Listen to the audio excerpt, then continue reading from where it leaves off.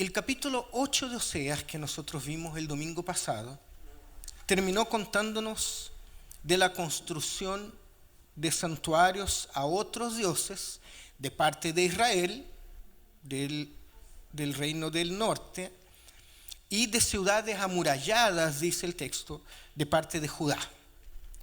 Lo que probablemente llevó a un mayor fervor religioso e idolátrico de parte del pueblo. Este pueblo en este momento y en este tiempo estaba muy entusiasmado, con mucha alegría, porque recuerden que hemos visto otros domingos, esta gente no se daba cuenta de sus errores, no se daba cuenta que estaba pecando y que estaba lejos de Dios. Qué terrible es pensar que estás agradando a Dios cuando en realidad no lo estás haciendo. Pero eso es lo que nos cuenta y nos ha ido contando Oseas. Y entonces, al comienzo del capítulo 9, lo que hace el capítulo 9 es tomarse del final del 8 para que Dios los siga reprendiendo. Leamos entonces el capítulo 9 y en lo posible tengamos en mano la Biblia abierta. Si usted tiene la Biblia en sus manos, tanto los que están en la casa como los que están acá, tengamos la Biblia abierta porque vamos a ver algunos versos después de manera más específica. Voy a dar lectura a Oseas capítulo 9 del versículo 1 al 17 y lo voy a hacer en la Nueva Versión Internacional. Usted lo puede hacer en la que más le acomode, en la que tenga en mano. Dice así: no te alegres, Israel, no hagas fiesta como las naciones, porque te has prostituido. Duras palabras, ¿no? Le has sido infiel a tu Dios, prefieres la paga de prostituta que recibes en todos los trigales. Ni el trigo ni las uvas podrán alimentarnos. El vino nuevo no tendrá el gusto que esperaban. No habitarán en la tierra del Señor. Efraín regresará a Egipto y comerá inmundicias en Asiria. No le ofrecerán al Señor más libaciones de vino, ni les serán gratos sus sacrificios.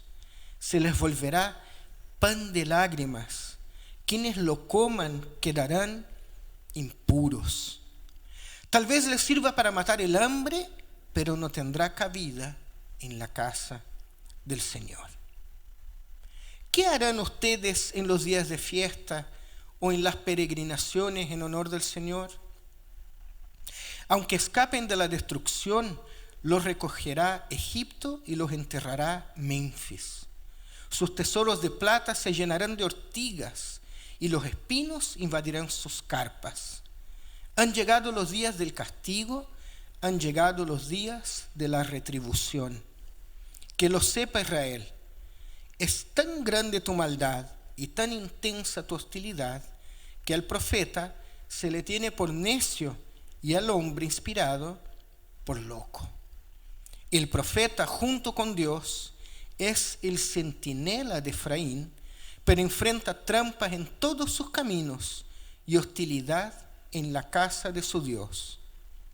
Han llegado al colmo de la corrupción como en los días de Gibeá, pero Dios se acordará de sus perversidades y los castigará de sus pecados. Cuando encontré a Israel, fue como hallar uvas en el desierto. Cuando vi a sus antepasados, fue como ver higos tiernos en la higuera. Pero ellos se fueron a Baal peor y se entregaron a la vergüenza, se volvieron tan detestables como el objeto de su amor. El esplendor de Efraín saldrá volando como un ave, no habrá más concepción, ni embarazo, ni nacimiento. Y aun cuando vean crecer a sus hijos, yo los arrebataré de este mundo. Ay de ellos cuando los abandone. He visto a Efraín y al Tiro plantados en una pradera, pero Efraín entregará a sus hijos al verdugo. Dales, Señor, dice el profeta, ¿qué les darás? Dales vientres que aborten y pechos resecos. Toda su maldad comenzó en Gilgal, allí comencé a aborrecerlos.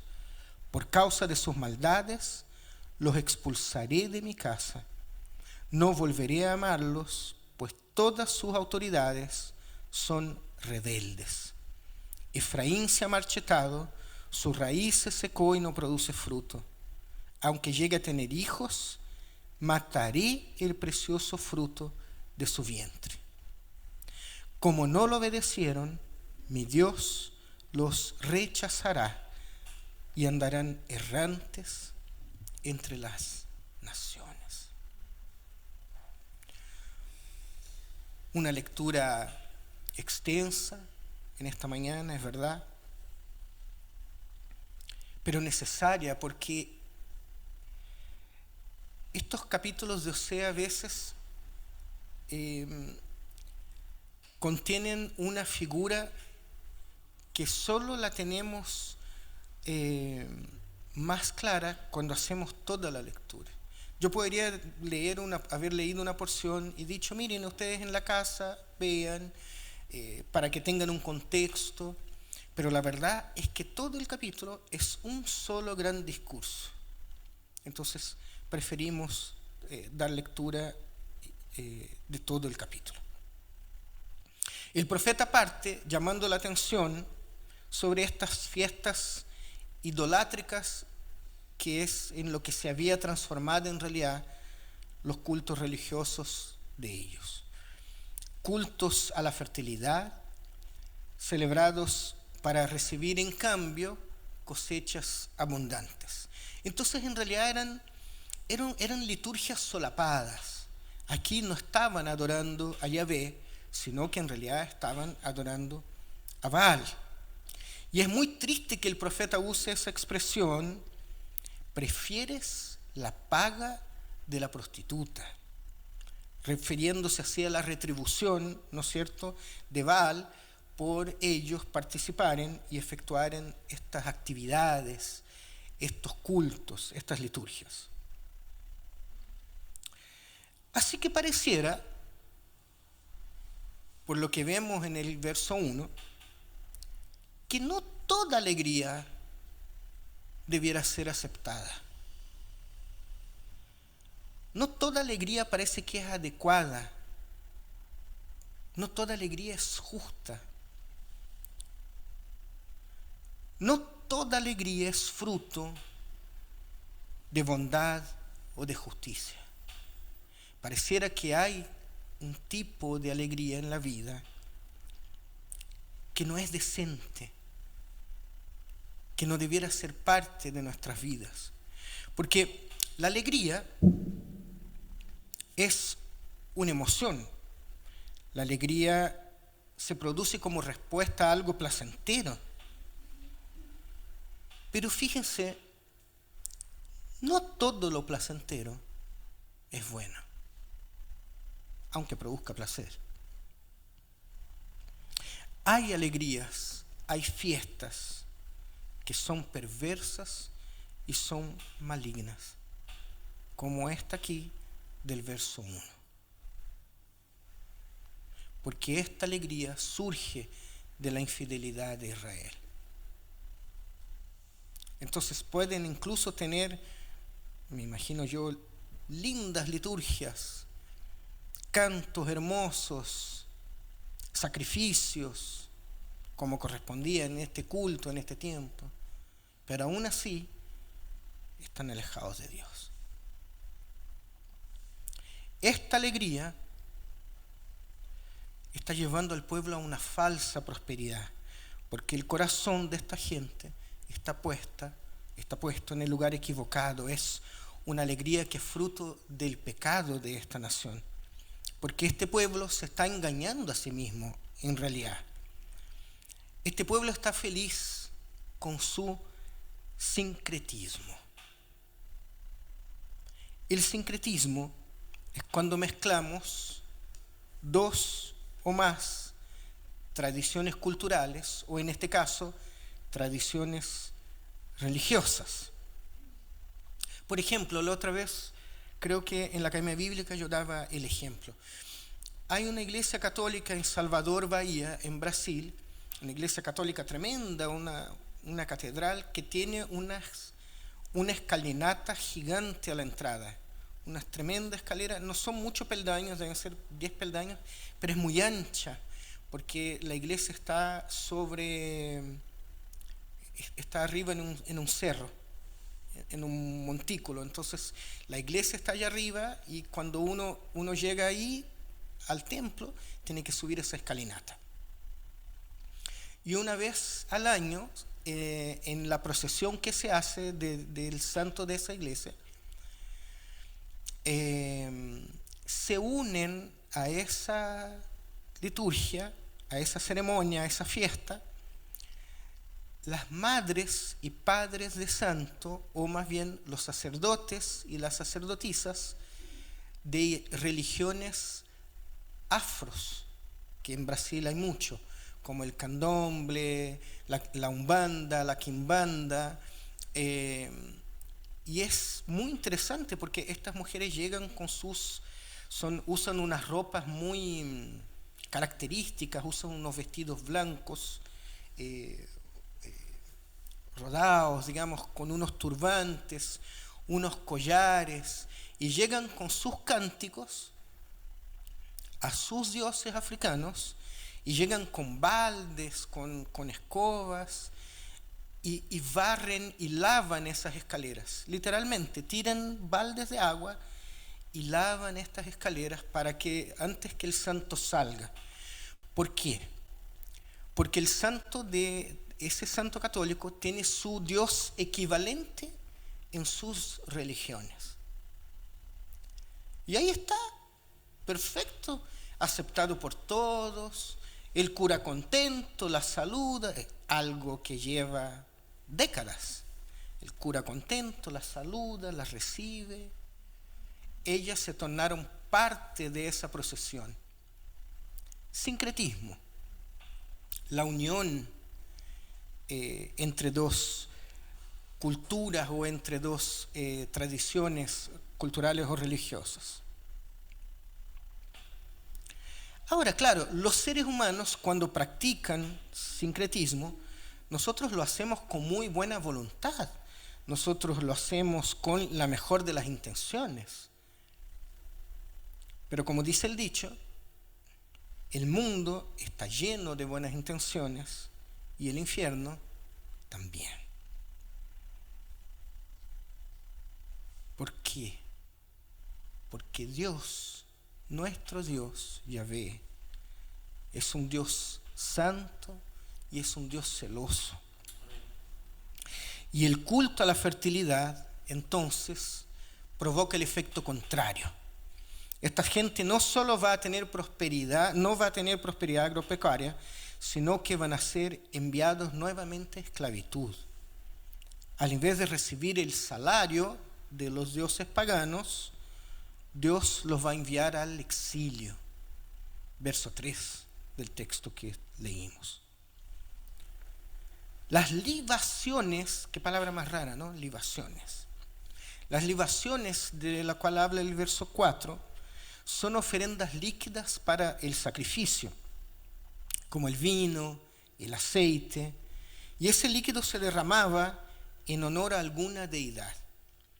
Pero según el verso 4, a Dios no le agradaban estos sacrificios por la impiedad de la nación.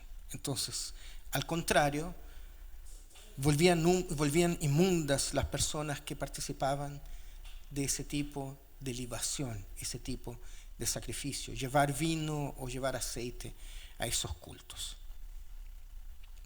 Entonces, ¿saben de una cosa?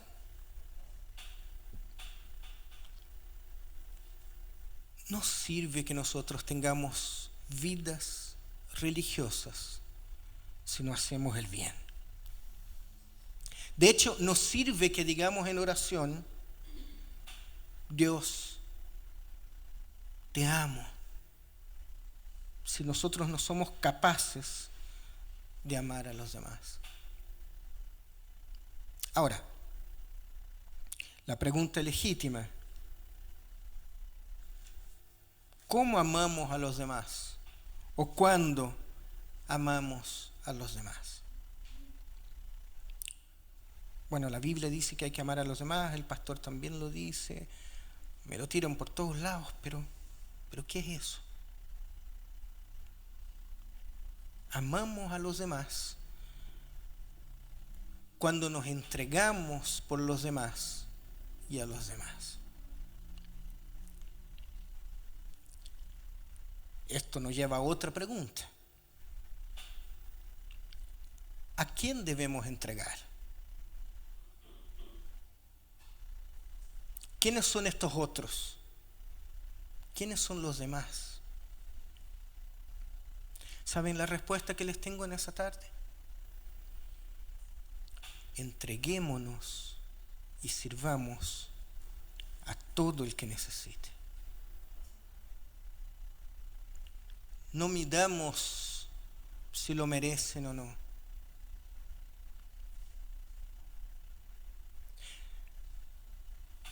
¿Midió el Señor por quién fue a la cruz? ¿O fue el Señor a la cruz por todos y todas?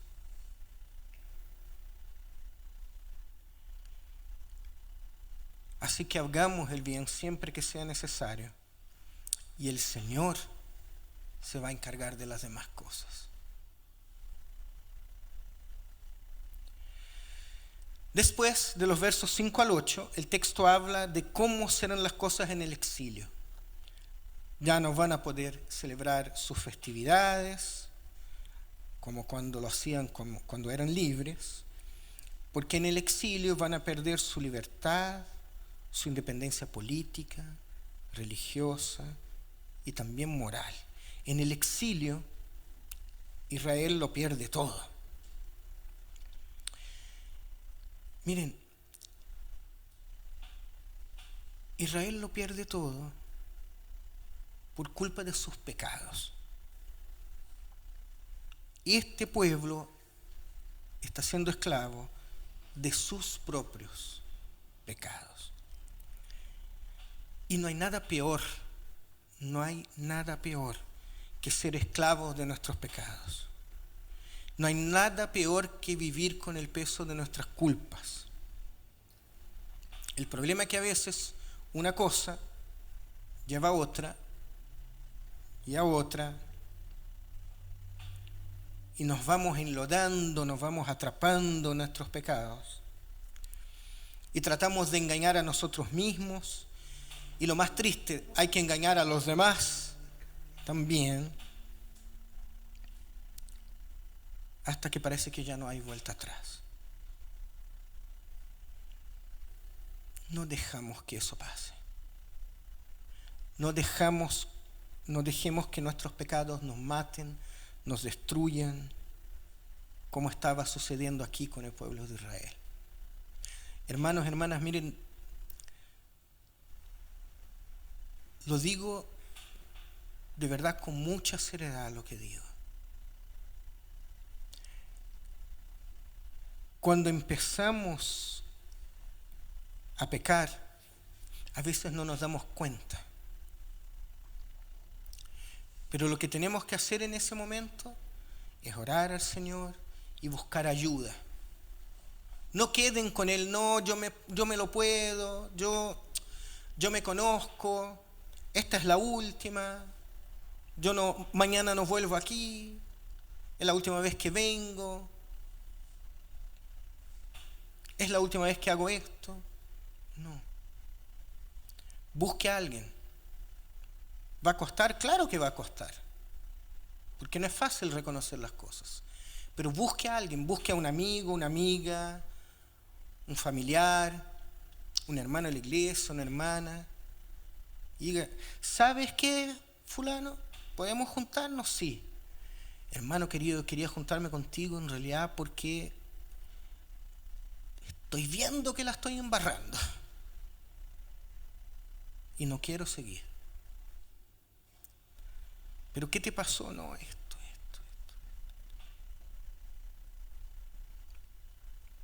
Y tomas un compromiso con esa persona. Ora por mí, necesito que estés pendiente de mí. Y esa persona, que tiene que ser una persona de confianza, que te llame, que esté pendiente de ti. Y nosotros también, si en algún momento vemos que chuta, parece que voy a caer nuevamente. Aló, oye, preferí llamarte antes porque no, juntémonos, pero no vivamos nuestros pecados. Los pecados se viven a escondidas. Los pecados no se viven a la luz. Entonces tratemos de seguir en la luz y nos va a ser más difícil pecar. Seamos valientes, clamemos al Señor, pidamos que Él cambie nuestras realidades y Él así lo hará.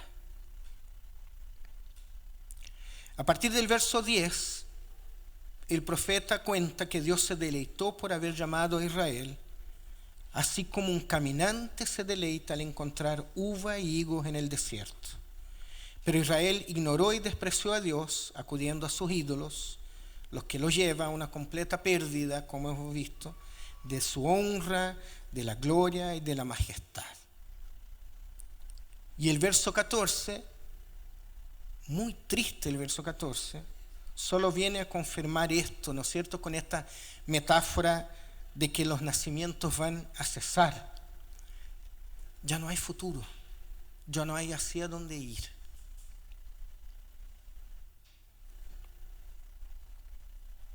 Verso 15. Verso 15 habla de un lugar llamado Gilgal. Gilgal era un lugar de adoración, un lugar de ritos. Pero el verso 15 dice que es en ese mismo lugar en donde Dios empieza a aborrecerlos. ¿No es cierto? ¿Y saben por qué? Porque nosotros también, al igual que ellos, podemos tener lindos cultos en nuestro Gilgal, en nuestra iglesia, en nuestros templos. Pero si no somos hacedores de justicia, igual vamos a estar lejos de Dios. Así que hagamos todo de corazón, queridos, queridas. Pero no intentemos manipular a Dios tampoco. No midamos nuestra relación con Dios por nuestras necesidades o sentimientos. Vengamos a la iglesia cuando estemos alegres, sí. Pero vengamos a la iglesia también cuando estemos tristes. Vengamos siempre. Porque Dios es Dios en todo el tiempo, sin importar las circunstancias. Y terminamos con el verso 17, ¿no es cierto?, que como que resume toda la destrucción de Israel y lo resume en una sola palabra o en una sola expresión: desobediencia a Dios. Ahora, pensando en corrupción y perversidad, en pecado y maldad, me gustaría aprovechar para comentarles que mañana, ¿qué día es mañana del mes? 10 de julio del 2023, ¿no es cierto? Mañana la guerra de Ucrania con Rusia conmemora 500 días de su inicio. Parece que fue ayer que empezamos a orar aquí por eso. Empezó el 24 de febrero del 2022. 500 días de guerra. Lo último que yo he escuchado sobre esta guerra es respecto a las bombas de racimo. ¿Han escuchado hablar sobre las bombas de racimo? El nombre ya algo nos dice. ¿no es cierto? Las bombas de racimos tienen la forma típica como de una bomba, de un cohete. Tienen creo que 1 metro y medio, son grandes así. Pero cuando caen de los aviones, tienen como estas aletas, entonces empiezan a caer de una determinada manera y a cierta altura se abren, porque es como un cilindro, se abre este cilindro y adentro está lleno de bombas chicas, de pelotitas, como el porte de una pelota de tenis. Otras tienen el tamaño, el formato como de un tarrito de bebida.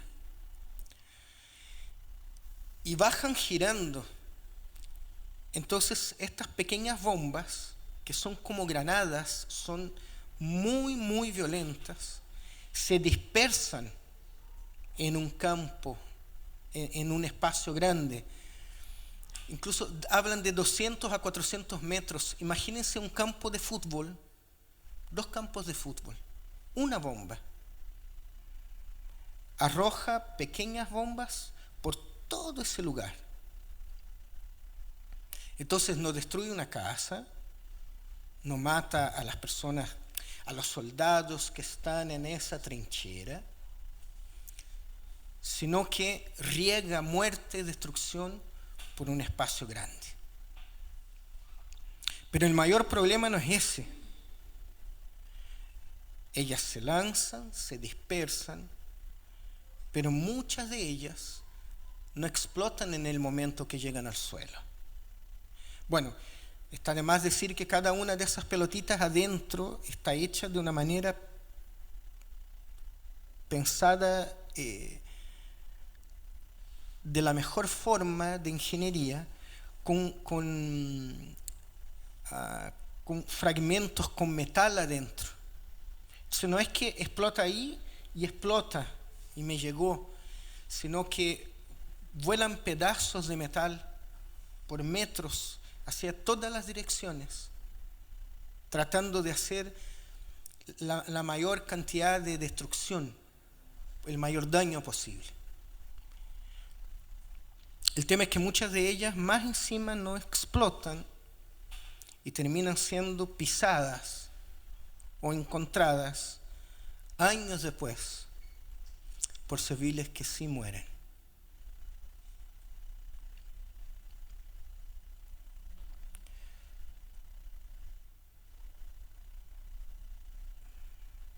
Y tanto que nosotros nos preocupamos, por ejemplo, con la moralidad sexual, tanto que nos rasgamos las vestiduras por algunos pecados, pero no hemos dicho una sola palabra, por ejemplo, frente a la muerte de gente inocente, muchas veces niños y niñas, por cosas como estas bombas de racimo, por ejemplo.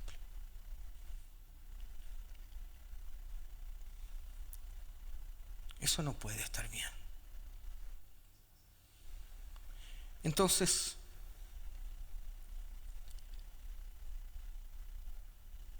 lo que quiero decir es que hay pecados personales, sí, y cada uno de nosotros conoce sus pecados o sus tentaciones, pero hay pecados que son institucionales, que son gubernamentales, que son parte de malas decisiones de líderes, de gobiernos enteros. Pero pareciera que ese tipo de pecado a nosotros no nos dice nada. Entonces, sigamos orando por el término de los diferentes conflictos bélicos que hay en el mundo. Y si podemos levantar nuestras voces por los que no tienen voz, hagámoslo. Porque fuera de Dios no hay futuro, y no hay esperanza. Al contrario, solo hay muerte. ¿Saben algo, queridos? No todo vale.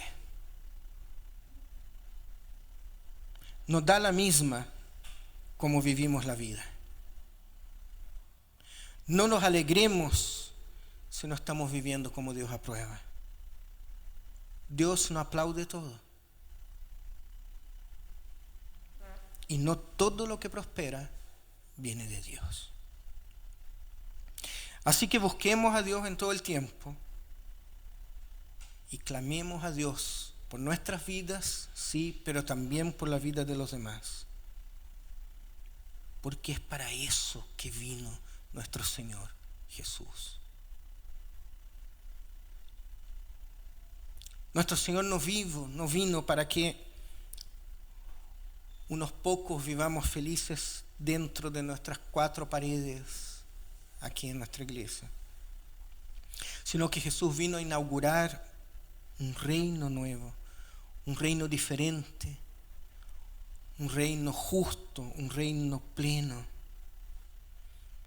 Y nuestro mayor anhelo debe ser el anhelo de Dios. Que todos lleguemos a su pleno conocimiento. Querido Señor, en esta tarde de día domingo, Padre, queremos pedir que tú tengas misericordia de nuestras vidas, Padre.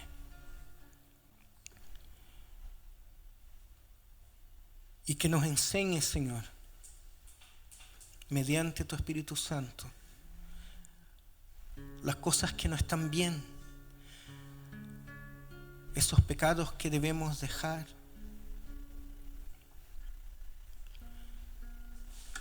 esas quizás alegrías, Señor, que no te alegran, porque queremos hacer lo justo, Señor, queremos hacer lo correcto, queremos ser obedientes a ti, Señor. Y entonces clamamos a ti porque te necesitamos, porque en ti esperamos, porque sabemos que nuestras vidas están en tus manos y en ti tenemos esperanza, Señor. Enséñanos a cada día, Señor, a ser hombres y mujeres llenos de ti, Señor, valientes, preparados, llenos de tu gracia, para poder comunicar tu evangelio, de la cual también hablaba Osvaldo. ¿De qué sirve que hayan buenas noticias si no somos capaces de llevarlas a los demás, Señor? Ten misericordia de nosotros, Señor. Y ayúdanos, Señor, hasta el día de tu vuelta, Señor. Porque sabemos que ese día llegará.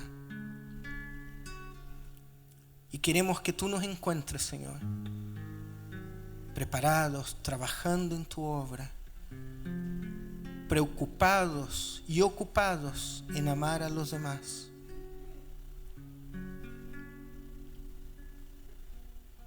Creyendo, Señor, en ese día final, cuando tú volverás.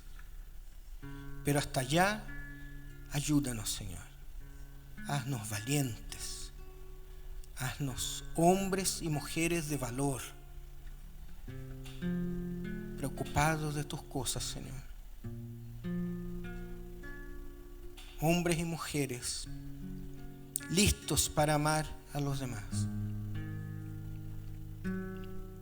Gracias te damos, Señor, en el nombre de Jesús.